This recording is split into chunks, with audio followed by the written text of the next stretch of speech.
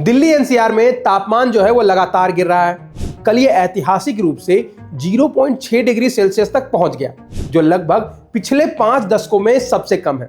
और तो और कई हिमालय पर्वतीय क्षेत्रों से भी ज्यादा ठंडा है। और दिल्ली भी इस रेस में पीछे नहीं है, वहां भी न्यूनतम तापमान 3 डिग्री सेल्सियस तक जमा देने वाला रहा। भारत मौसम विज्ञान विभाग के आंकड़ों के अनुसार सोमवार की सुबह गुरुग्राम में तापमान जो है वो 0.6 डिग्री सेल्सियस तक दर्ज किया गया, जो 22 जनवरी 1977 के न्यूनतम तापमान के बराबर है। दिल्ली में इससे भी कम तापमान केवल 3 बार दर्ज किया गया है। 5 दिसंबर 1966 को -0.4 डिग्री, 11 जनवरी 1970 को 0 डिग्री और 22 जनवरी 1989 को 0.3 डिग्री दर्ज किया गया था। अब इसका मतलब यह है कि ऐसा पहले भी हो चुका है, पर यह बहुत रेयर होता है। और अब के दिनों में यह शिमला और मनाली से भी ज्यादा ठंडा हो गया है।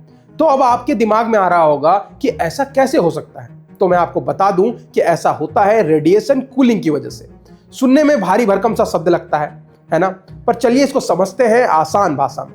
दिन भर सूरज धरती को गर्म करता है, सड़कें, इमारतें, मिट्टी सब गर्म हो जाती है। लेकिन जैसे ही रात होता है और आसमान अगर साफ रहता है, जिसका मतलब है कि ना बादल हो, ना हवा हो, ना नमी हो, तो धरती अपनी सारी गर्मी को धीरे धीरे अंतरिक्ष में छोड़ने लगती है। बिल्कुल वैसे ही जैसे कोई गर्म तवा रात में खुली छत पर रख देने पर वो कैसे अचानक से ठंडा हो जाता है। जब ये प्रक्रिया बहुत तेजी से होती है तो जमीन के पास की हवा अचानक ठंडी हो जाती है, और यही रेडिएशन कूलिंग है। और इस बार उत्तर भारत के मैदान में यही खेल बहुत जोरों से हो रहा है। दिल्ली, हरियाणा, पश्चिमी यूपी जैसे इलाकों में कई रातें लगातार आसमान बिल्कुल साफ रहे, हवा लगभग धीमी रही और इसके साथ साथ नमी भी कम थी।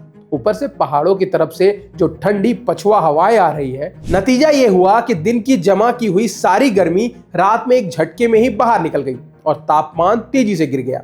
तो अब सवाल ये उठता है कि फिर शिमला कैसे बच गया है? वो तो ज्यादा ऊंचाई पर है, पर उससे तो ज्यादा ठंडा होना चाहिए था।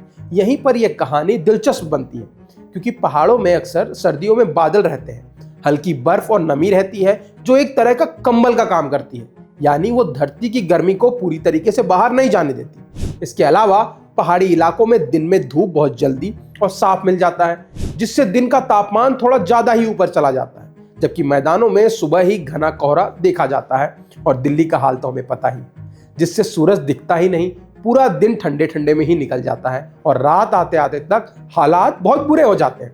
इसी वजह से इस बार गुरुग्राम, दिल्ली जैसे शहरों में लोग कह रहे हैं कि भाई इतनी ठंड तो हमने पहाड़ों में भी नहीं देखी। और ये सिर्फ महसूस करने वाली बात नहीं है, बल्कि थर्मामीटर भी यही बता रहा है। गुरुग्राम में 0 के आसपास का तापमान रहा, दिल्ली में 3 डिग्री। इसके साथ कारों की शीशों पर भी बर्फ की पतली परत देखी गई। इतना घना कोहरा कि सामने से आती हुई गाड़ी आखिरी वक्त तक दिखाई ना दे। मौसम विभाग ने भी साफ कहा है कि यह कोई सामान्य ठंड नहीं है, बल्कि शीतलहर है और रेडिएशन कूलिंग का कॉम्बिनेशन है। इसीलिए अलर्ट जारी कर दिया गया है, खास करके बुजुर्गों, बच्चों और खुले में काम करने वाले लोगों के लिए, क्योंकि इतनी ठंड में सांस की दिक्कत, जोड़ों का दर्द या फिर ब्लड प्रेशर जैसी समस्याएं बढ़ सकती है और सड़क पर हादसों का खतरा भी बना रहता है। अब इसे एक लाइन में समझे तो इस सर्दी की कहानी यह है कि मैदानों में रातें बहुत ईमानदार रही है। उन्होंने दिन की सारी गर्मी बिना कुछ बचाए अंतरिक्ष में लौटा दी। अब आगे की बात करें तो मौसम विज्ञान विभाग ने कहा है कि सोमवार को तापमान सबसे कम दर्ज किया गया, लेकिन मंगलवार को या फिर अगले कुछ दिनों तक तापमान और असामान्य रूप से कम रह सकता है। पर आगे आने वाले 3 दिनों तक उत्तर पश्चिमी भारत में न्यूनतम तापमान में कोई खासा बदलाव नहीं होगा, जिससे बाद में धीरे धीरे 2 से 4 डिग्री सेल्सियस की वृद्धि देखी जाएगी।